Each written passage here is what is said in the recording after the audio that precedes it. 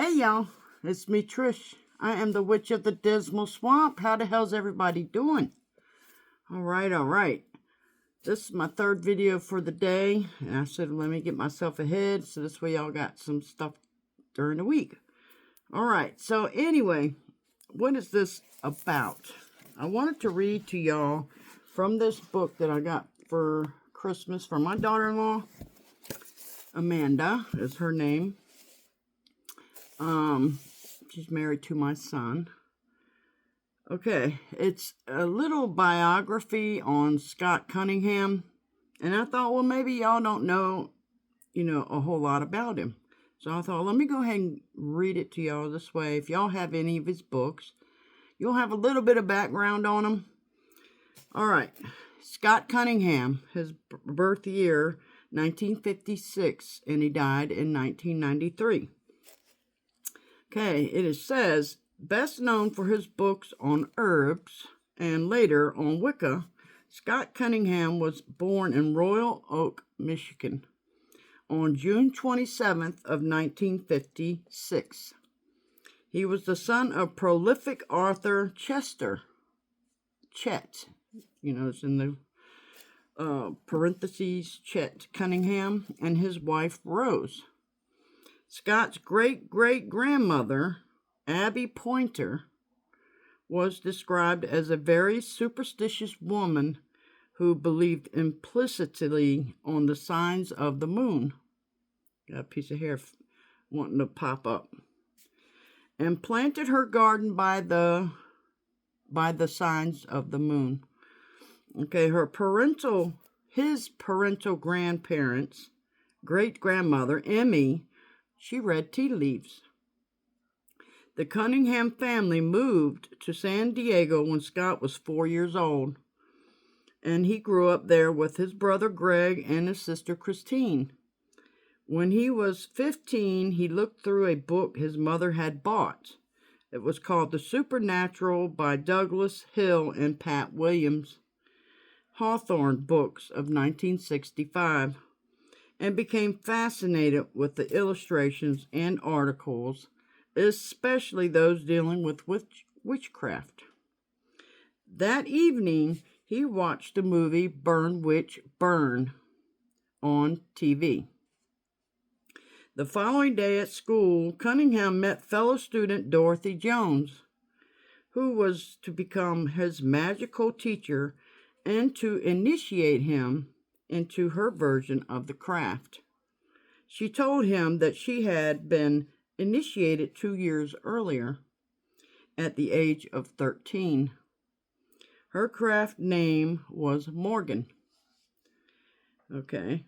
Cunningham's journal entries at the time state that this form of Wicca, unlike most others today, had no specific name and had but 1 degree and 1 initiation. Yet in later years, in 1982, he wrote that it was called American Traditionalist. That's what he ended up calling it.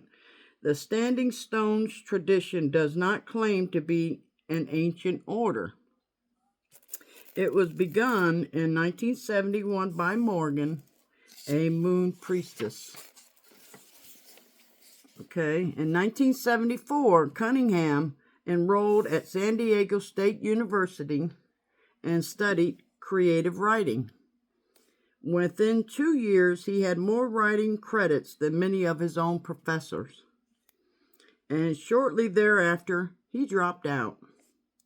His interest in herbs and their properties grew, and he quickly became an expert on that subject, writing a book called A Witch's Herbal.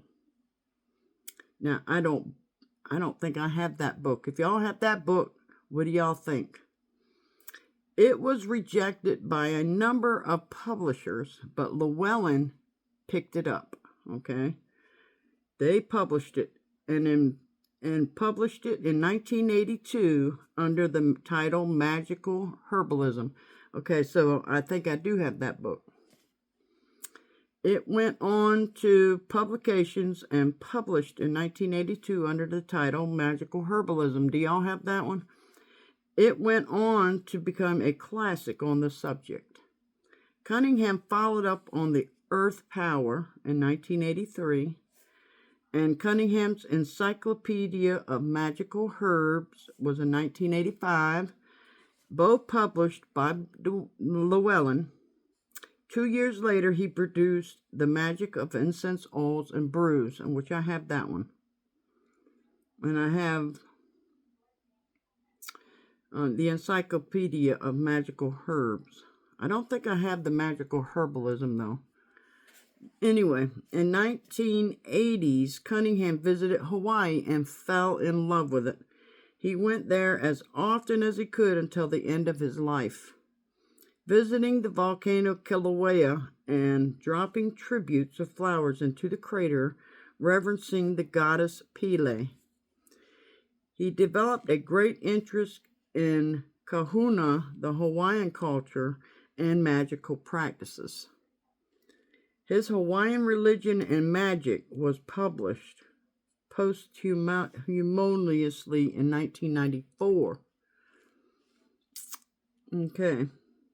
In 1987, with Llewellyn backing him, Cunningham and his friend D. Tracy Regula made a 1-hour videotape titled Herb Magic. Most of it was shot at the Taylor Herb Farms in Vista, California, and despite many obstacles along the way, it was a success. Now, have y'all seen that? I have not seen that. I'm going to have to look that up. So I'm going to put some parentheses here so I know what the title was, so I can see if it might be on YouTube. I don't know. But if it is, I'm going to watch it. All right.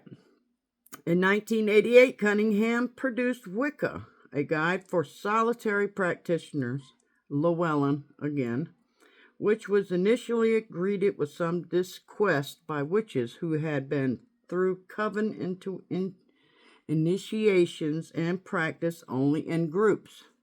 The book reflected this author's thoughts on self-initiation as presented in Buckland's Complete Book of Witchcraft, which I had that one. And that was produced through Llewellyn in 1986. And Cunningham said that he felt that helped his cause. That helped his cause.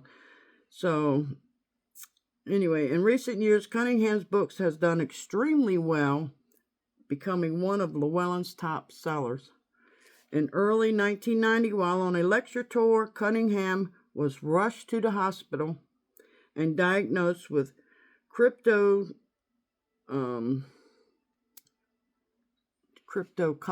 meningitis. I had to stop and get the word out. He never fully recovered. And although he returned home and went back to writing, his health steadily deteriorated. There were many books he wanted to write, and several he did manage to finish, including Hawaiian Magic, written after he returned to his parents' home in January of 1993. He died there on March 28th of 1993. So it sounds like that Hawaiian one was the last one he actually finished. Okay, now here's a list of other books. If y'all have any of these, let me know what y'all think about them.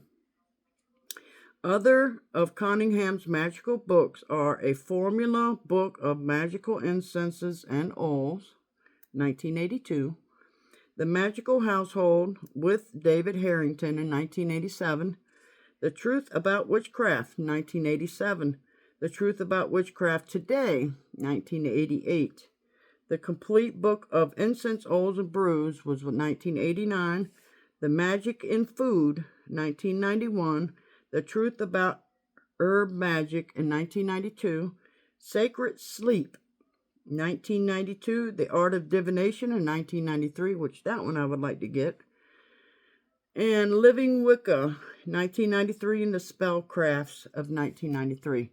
So those are some other books that he published. And I just wanted to share this with y'all, in case y'all didn't know all this about Scott Cunningham, which I did not.